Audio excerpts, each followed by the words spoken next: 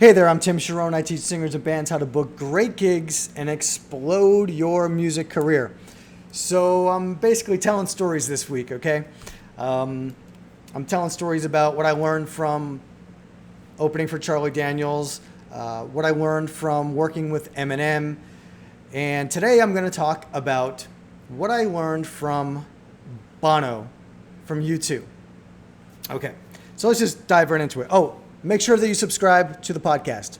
Please, really helps. Make sure that you drop comments and let me know who your dream artist is to work with. Who would you love to have opened for or worked with in some capacity or met? Drop a comment and make sure that you subscribe to the Charron Zone podcast, the audio podcast, and the YouTube channel. And hit the notification button so that you know when I'm going and dropping a brand new video. All right. Oh, wait. Go ahead. I've got time. Go ahead.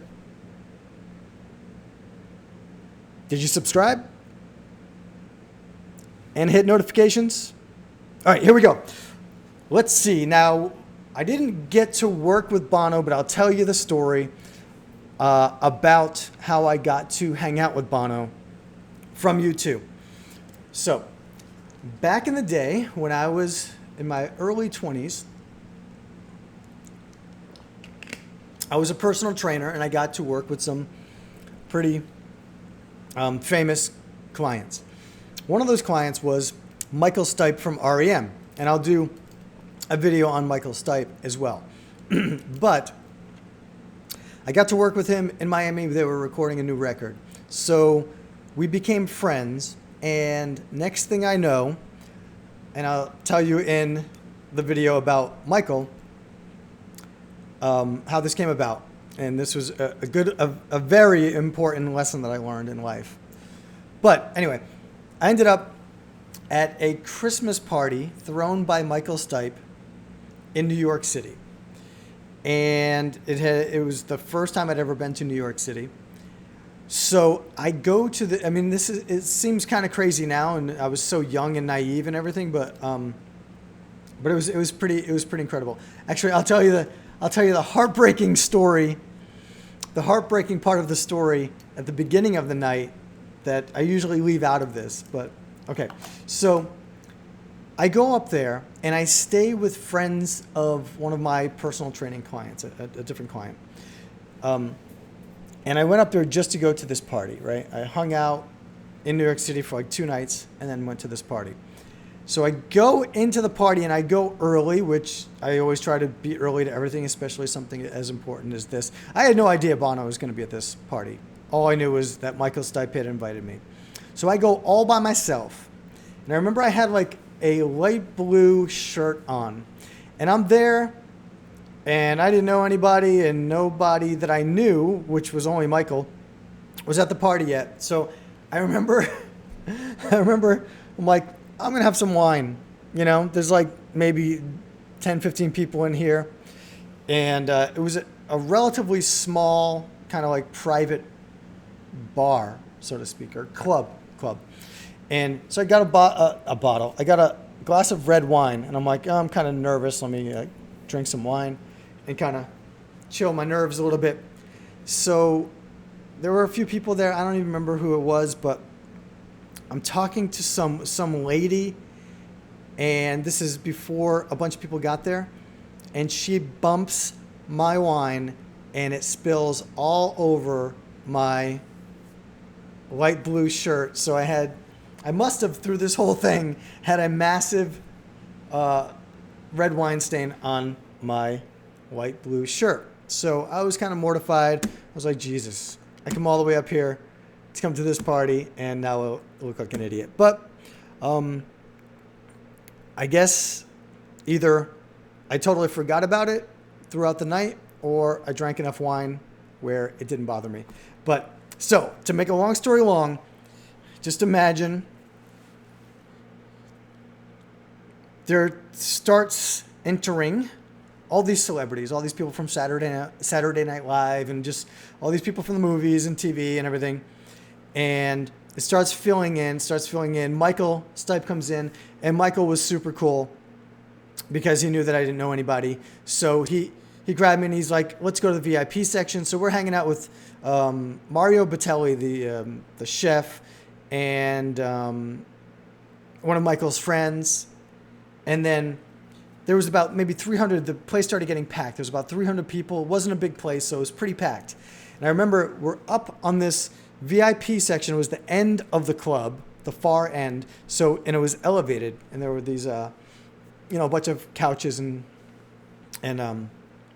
little tables and stuff. So I remember, like, it seems like the music stopped, and everybody turned towards the door. The door opens, and in comes Bono from U2, wearing his black leather jacket and walking just like he does on stage, the Bono strut. And it was like the Red Seas had parted, and these are like, these are celebs, and they were all like, oh, holy shit, that's Bono. And he just parted the Red Seas and walked through, and it was pretty cool because I was with the guy that was throwing the party. So Bono came through, everybody's saying hi to him and shaking his hand. He came right up to the VIP section and sat down right next to me, and we hung out for like 3.5 hours.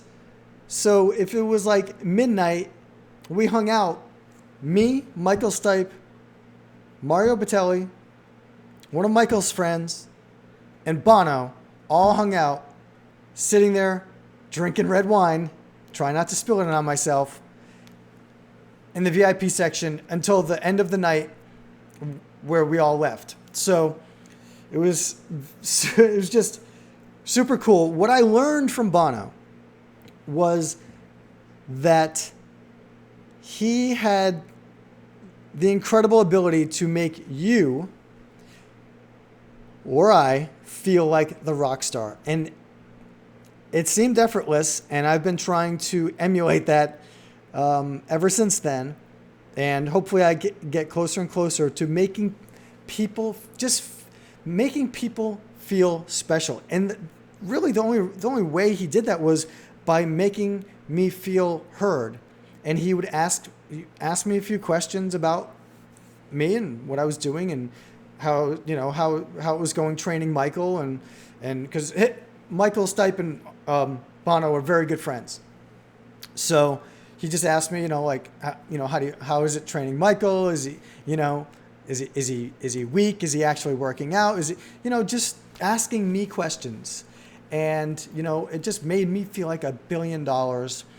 And that was just something that stuck with me to this day, is how one of the biggest rock stars in the world could make me feel like I was important and like I was a rock star when I was not. And so I think that's something really important for us to learn as musicians, like if you make it about your fans and if you give them attention and you really listen to them, you can establish amazing connections, and they will really just love you that much more.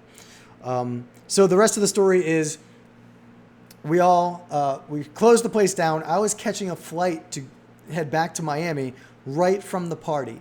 So I think that I brought my luggage and checked it in, like they have the coat check at the club, at the party. And I think I checked my suitcase and stuff and just grabbed my stuff and took, to go to the airport to take a flight home.